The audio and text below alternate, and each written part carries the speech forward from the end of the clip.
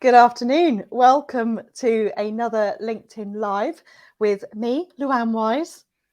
And me, Laura Chamberlain. That was This, very Blue Peter, sorry, wasn't it? It's a it bit was. children's presentery. You weren't ready for that, were you? No. This is our monthly series. We're back in September. Oh, it looks like we may have a problem. Just wait a second.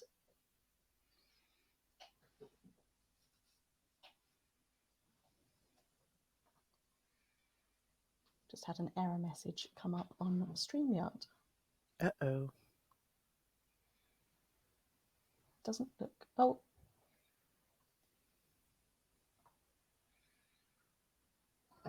We are live now. The error message has gone. So let's start again, shall we? Should we do it as we just rehearsed it? Ooh, I mean, we can do if you like. Good afternoon, everyone. Welcome back to the LinkedIn Live series with me. My name is Luan Wise. And I'm Laura Chamberlain. And we just had a slight false start there and were caught laughing about it. This is our monthly series on LinkedIn Live. Thank you for those of you that are joining us, whether you're new or returning. We will be talking for about 25 minutes about bridging the gap between industry and academia. So I am the industry practitioner. I'm a marketing consultant, have been for running my own business for 11 years now, but I started my career working in agencies and then went client side. So been practicing for a long time. And I guess if I had a specialism, it wouldn't be by industry sector, it would be by the tactical channel of social media is where my world is most of the time. And I'm the academic side. So I'm Professor Laura Chamberlain, Professor of Marketing at Warwick Business School. I have been an academic for 15-ish years, which whenever I talk about that, I think, oh my, I feel so old. And I'm looking at it from the academic side of things, but I'm quite unusual academic in some ways, in that I do work a lot with industry. And I really prioritise as well marketing education. So I'm a passionate educator too. Yeah, and we met a few years ago, several years ago, through marketing societies when you were at a previous university and I came along and spoke, and we've kind of kept in touch and collaborated on many things since, which we will talk about actually at the end of this session. But we thought we've actually had the opportunity to meet since we last did a live, face to face, haven't we? And it was over 2.5 years. Yes, for the first time since before the pandemic. It was, I think we hugged quite hard. It was a really lovely day we spent together working on an exciting project that we've got that we're going to share with everybody fairly soon. But it was quite a surreal moment because we've done so much work together online to actually, be in the same room was surreal but lovely. It was, and we had whiteboards and flip chart pads and Sharpies and post-it notes, and it was a real working day. But it is September, it is the start of a new academic year, and a good time for us to talk about an article that I spotted in Marketing Week. Oh, the date was the middle of August. I've got it open on my other screen. But the headline caught my eye because it says, "Do aspiring marketers misunderstand marketing?"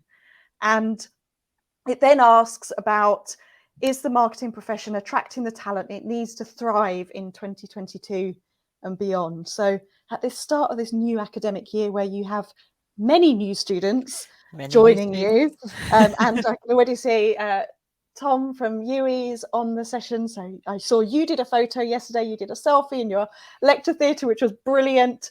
So there is lots of new people studying marketing at this time of year. So we thought it was a good time to talk about it.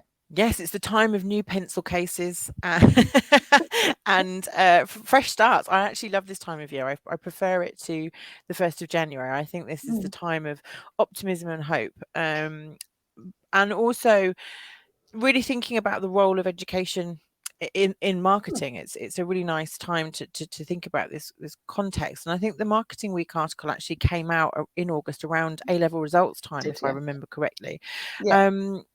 And I think that that's really important because there are certain markers in life when you make decisions about your future career. And I always think that A-levels are an interesting one because I certainly did not know what I wanted to do No. with my career when I was 18. And, you know, if I told 18-year-old me where I am now, age 41, 18-year-old me would have been fairly horrified, I think, and slightly bemused. So I think there's multiple things here around, you know, acknowledging that when you are starting a career path, that it is going to not be a straight line as a starting point. But there's something here as well around understanding the profession and what kind of marketing we want to do and what kind of marketers we want to help and foster and bring into this wonderful world of marketing. Yeah. So shall I kick off with some thoughts on some of the research that's cited in the article? And I should also say that article of the Marketing Week is behind a paywall. And so we haven't actually managed to read the full thing. So full disclosure there. But we did notice that there were some quotes from a colleague, an academic colleague at the University of Nottingham, Tony Nottingham Woodall. Trent, sorry. Nottingham Trent, yes, sorry. Yeah, sorry, Tony. Nottingham Trent. Yeah. And he's done a lot of work around this idea of aspiring marketers and what they think about marketing, which is really interesting. So there's a paper in the Journal of Vocational Behaviour, which was published this year, so 2022. It's called To Be a Marketer or To Do What Marketers Do, using a mixed methods approach to explore the aspiring marketer mindset. And so this was around essentially looking at how students in marketing perceive both marketing as a field, discipline, but also marketing practitioners as people, individuals, and actually how those perceptions contribute to self-identity and this formative stage of career formulation or career development. And it's a lovely piece of research. It's mixed methods, so there's lots of different techniques and things that Tony and his team have used as part of this piece of research. And there is evidence in the paper that being a marketer is seen to be as important as what marketers do. And that has huge implications for how marketing is practiced. And so underneath this is this idea, I think, that we talk about marketing as a discipline, as a field, but we rarely actually talk about marketers and what marketers do. E-consultancy did a bit of work around this. They talked about this in their skills report and the marketing mindset.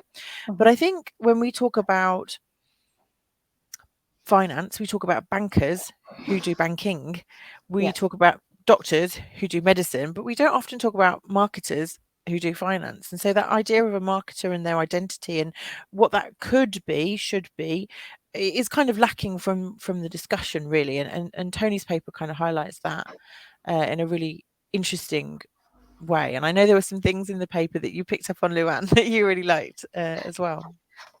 I did. I enjoyed reading this paper, and I know I'm perhaps slightly unusual that as a practitioner I do read a lot of academic papers, and I would highly recommend it, and particularly this one, because it made me smile around the questions that were asked and the methodology. And if you do get a chance to read it, it got people to draw what they thought a marketer looked like, and it got people to draw and say what kind of car a marketer would be and what kind of holiday a marketer would be. And we've actually, I've used those methodologies in research before with clients, but to actually think about it as myself. So if anyone knows what car they think they would be if you're a marketer or a holiday, do pop it in the chat and we'll see if it aligns with the research. But just as a marketer of 20 years, how much have I thought about it before I read this paper? And I haven't, but I found it interesting about how closely it was about you as an individual and your own characteristics. And there was comparisons in the paper to other industries. I think it was teaching and finance and, the stereotypes around it, but hadn't really thought about how I decided, did I make a decision at some point? And what I've practiced for 20 years is so closely about my personality and characteristics as well as what I do. It felt like it was really all encompassing.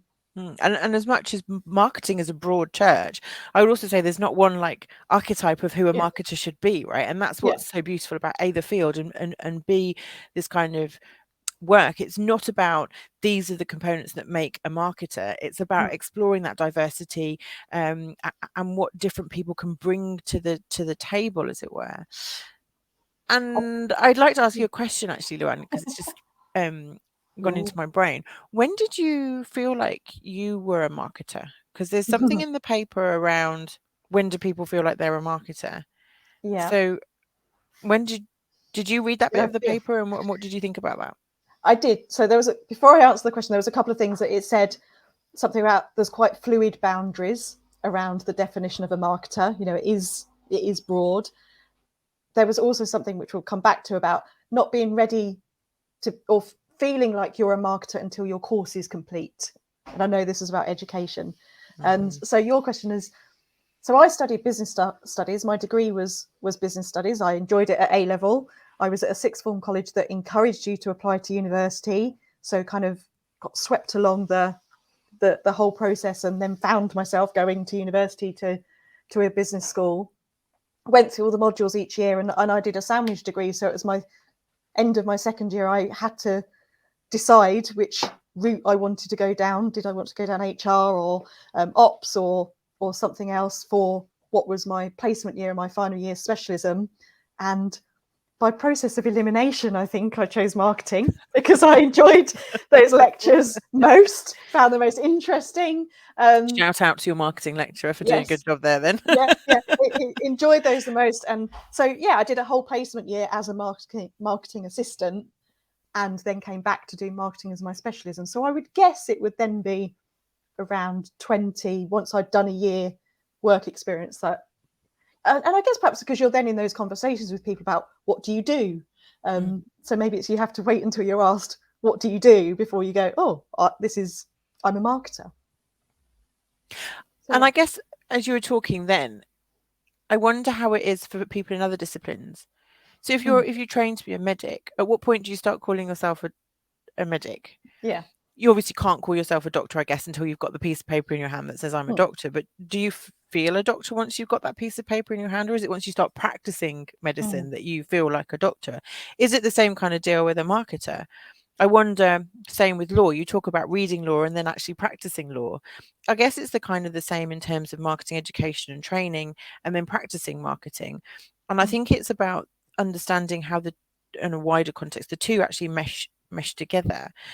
I would guess, though, that it is lower stakes. And by that, I'm kind of talking as I'm thinking here, but you don't want to practice medicine in your spare time, whereas you could do a bit of marketing activity as a side hustle and in your spare time whilst you were studying marketing to almost practice the craft of marketing, and that's relatively low risk. Obviously, if you're a doctor, you can't in your spare time do some doctoring or medicine, because not only is it unethical, I'm sure it's fairly illegal, but you see my point. So I guess it's about the learning that happens around becoming a marketer, but also the practical element to it as well, and finding your feet in those terms. And it's interesting that you did it as part of your degree program, and I'm doing that because as a sandwich year, that was obviously quite formative and important for you in giving you that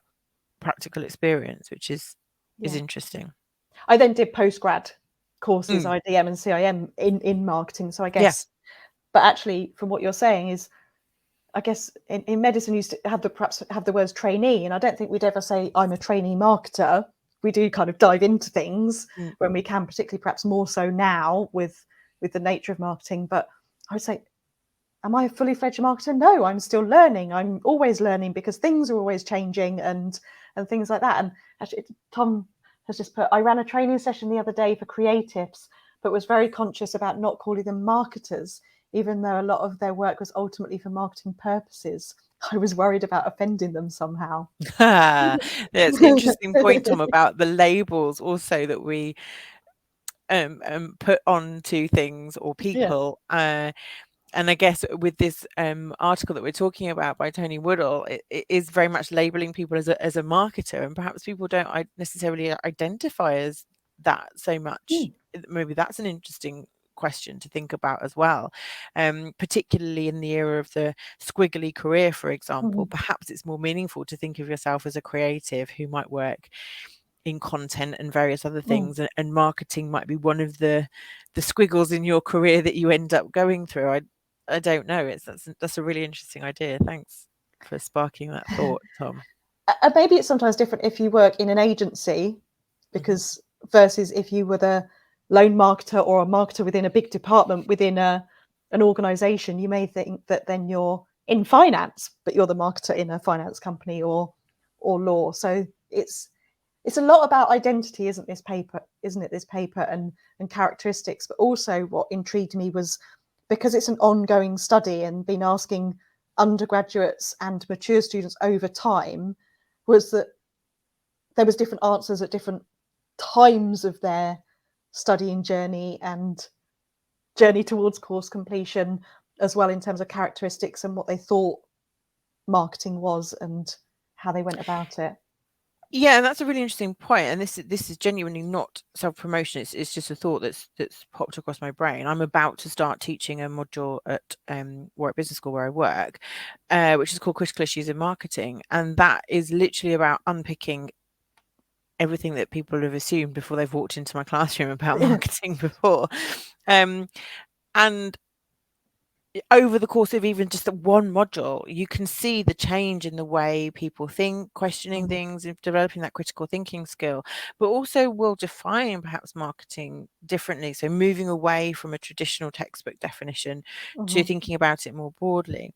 And speaking to that as well is this idea that, I mean, Tom mentioned creatives there, but you can have hardcore data analysts who are marketers, essentially. Maybe not describe themselves as marketers, but data underpins so much of what we do.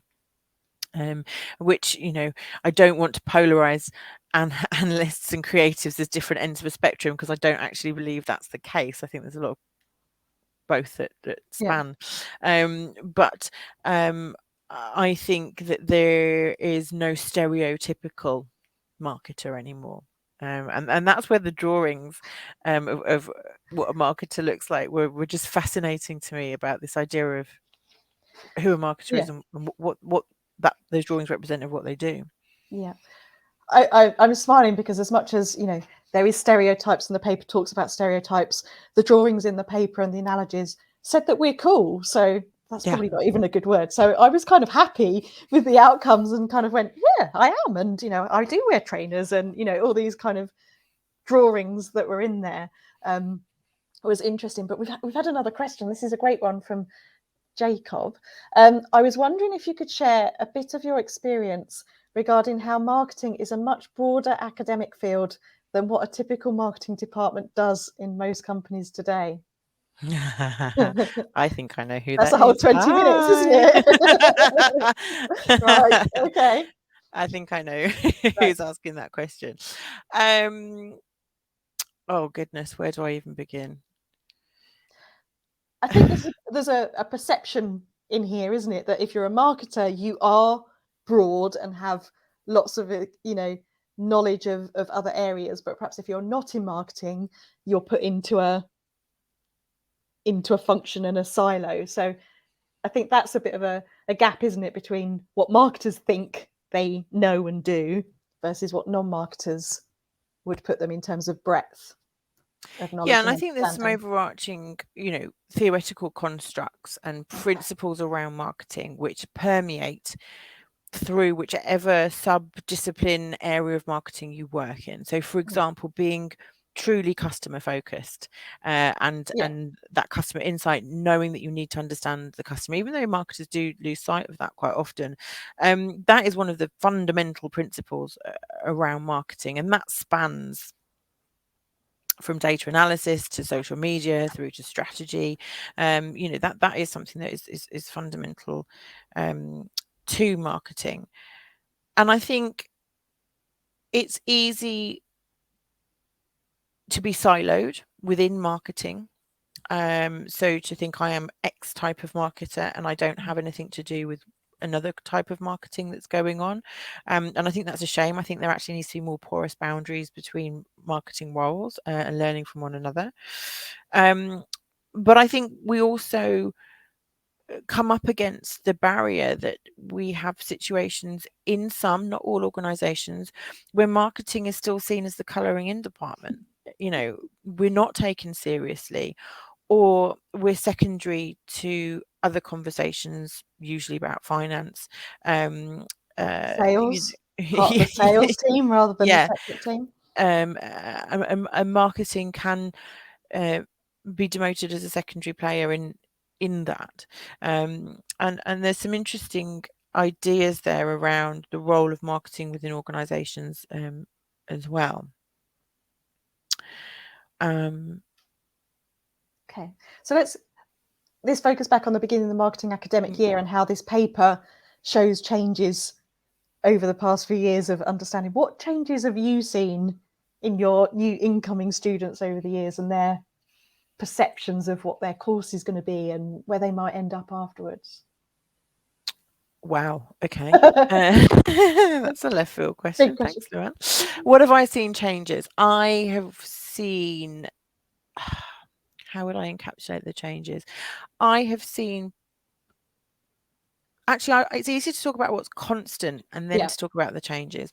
So things that are constant year on year are things like ambition, and the ability to be curious and to really, that optimism around figuring out their career path. I absolutely love working with students, and I'm a really passionate educator. And I think it always impresses me what students already bring to the table when I meet them. It is mind-blowing, the talent, the skills, the experiences people have. And sometimes students will say to me, oh, I feel, I don't have much experience. But you scratch the surface and they've done something amazing that perhaps isn't traditional. So last year I had a student who said, oh, I haven't got work experience in a marketing job. But then on talking to her, she'd lived with a tribe in the Amazon for a week. and I was like, but you can talk about that experience. That's incredible in terms of what that's given you in terms of your skill set and just being really interesting. So I think there's a lot there around. Every year I'm just continuously blown away by the amazingness of the young people that I come into contact with. I think something that has changed is pressure. And competition. There's quite a competitive element because the marketplace from the student's perspective feels quite crowded and quite like there's obstructions to getting their dream job. And I think there is a lot of pressure around getting that role, that first foot in the door or on the ladder, as it were. And I feel that pressure is increasing year on year. And my job actually often is to sort of be the calming influence and to help them navigate that pressure, and to confidently say there is a role for everybody out there. The marketing is not a field that is restricted anywhere. There's not like a finite number of marketing jobs to go around. And that everybody has an opportunity to start their career. And because it's such a broad church, it means that you can actually start one role in marketing and think, actually, this may not be for me. So you might be client side and then decide the agency side is something that's more relevant for you.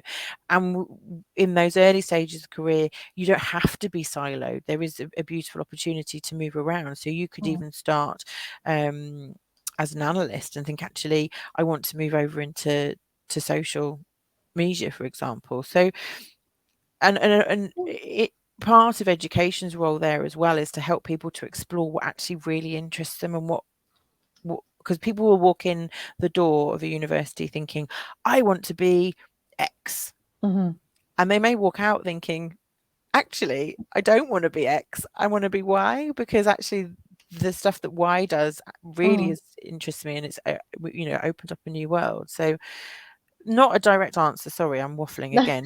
Well, I think it opens up one of the challenges is that, the paper compares it to other industries, and, maybe this is our stereotypes, but some other industries are a bit more in a box than our industry is. And I was just thinking that, as you were saying, every role I'd had in a corporate was always a new role.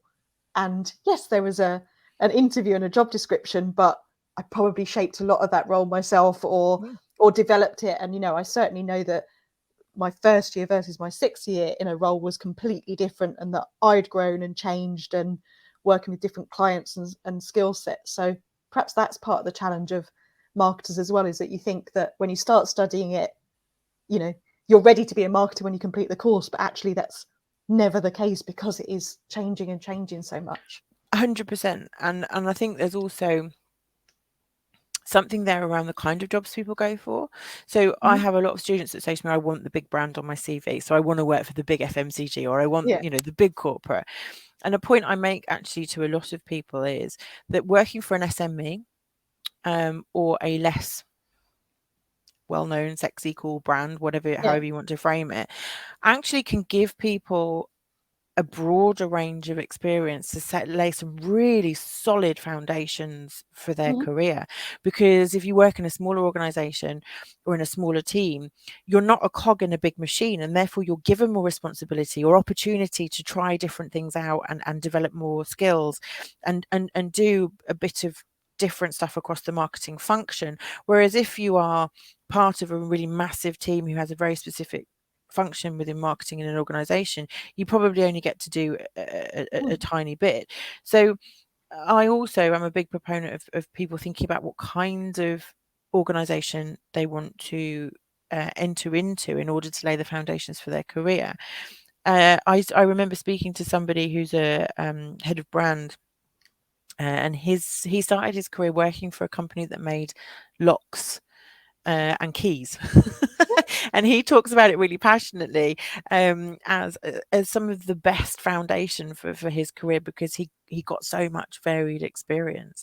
So that's also something that I advise students quite a lot that comes out is perhaps the big brand on your CV is not always the thing that's most important.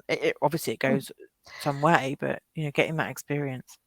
But it might also come back to personality as well, and what interests you, isn't it? And one of the things you read is that to be a good marketer, you need to be passionate about what you're doing. And some of us find the FMCG world exciting. Some of us find the text and widget side exciting. I've worked with handles and hinges before. I don't think I've talked to you about that.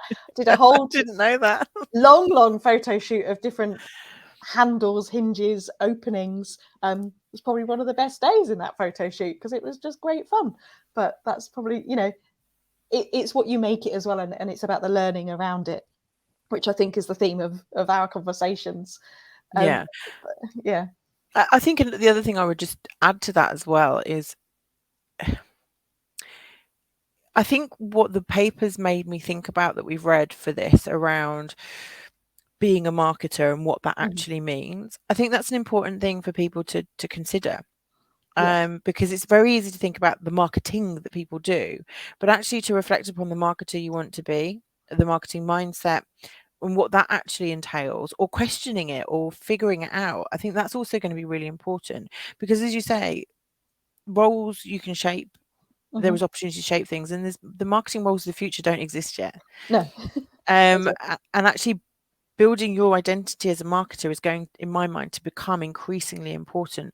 So it's not just understanding the nuts and bolts of marketing, it's also about understanding your purpose, your ethos, your role as a marketer, and what that means moving forward, to be able to account for the ever-changing world of marketing that we're going to be working in moving forward. Yeah. How cool is that? We've got one more question, and then we should think about wrapping up. Do you think marketing bachelor degrees will eventually branch out to more specific fields with a growing interest of studying marketing? By that, I guess the implication is sort of like a specific degree in digital or a specific degree in customer experience, for example. I think we're already seeing that. and you could argue either way, right? So Yeah. I'm purposefully not going to put my stake in the ground, not for any reason that I'm, commercially or because Yeah. I'm work at a business school. I think there's a place for both. Mm-hmm. And I think the broad degree program allows you to find your feet and find your passion. Yeah. So a lot of people walk, as I said before, walk in thinking I want to be X, and actually they figure out that they want to be Y. So I always thought I was a strategy person until I did my degree, and then I realized I'm a consumer person. I am so nosy. I'm absolutely fascinated by what makes people tick, and the psychology behind, consumers. That is actually where my path ended up. But walking into my degree program, I would never have figured that out. Mm-hmm. However, if there are people who know already have figured that out, then there is a place for that specificity. Yeah. And I think as well, thinking about layers of education and lifelong learning too. So it's a degree is one point of a journey, or a course, or a qualification, or I don't even want to use those Yeah. constraints in some ways. A learning opportunity, however that's Yeah. formal or informal, is part of a journey. So I think there will be degrees that reflect that specificity moving forward, and that's to be celebrated. But there is argument to say perhaps they should come later in someone's learning journey, once you've realized that is your specialism. Yeah. Or if you want to pivot and change specialism. So Oh yeah. again, it depends. Sorry. It's, we could always do a caveat. It depends. But like I said, at 17, 18, I didn't know, business studies was the route, and then specialised. So I kind of, it's another conversation, isn't it, about how ready you are to know what you want to do at such a young age as But well. even since doing my PhD, so my Okay. PhD is on one particular topic, and I'm still really interested in that topic, but I have other fields of streams of research and things that I'm interested in that evolves over time too, and that's perfectly fine. I'm I don't have to be wedded to that because I did a qualification in it. Yeah. And I think that's important to recognise as well. Yeah.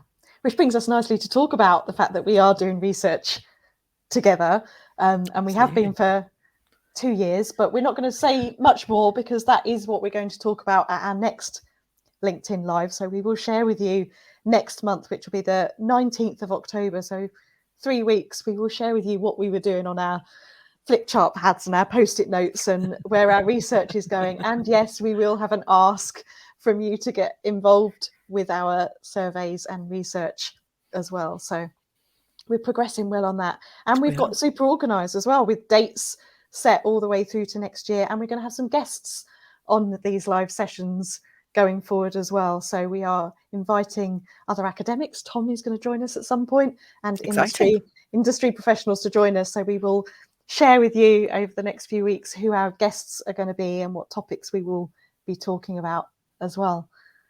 We could talk about this all day. It's amazing to do it live, isn't it? And just realise that we have these conversations, but that people do want to sit and listen to us chat. Absolutely, and follow up with questions. Just because we talk one lunchtime a month about this doesn't mean we're not thinking and talking about it outside of the confines of this space. So please do engage us in conversation. Let us know your thoughts and what you're thinking, and if you've got any questions or topics that you'd like us to talk about or cover, then equally please let us know. Yeah, get in touch. So I will see you next week face to face again. I know, which is exciting. But we will be back on LinkedIn Live on the 19th of October. So I'll see you then. Thanks everybody.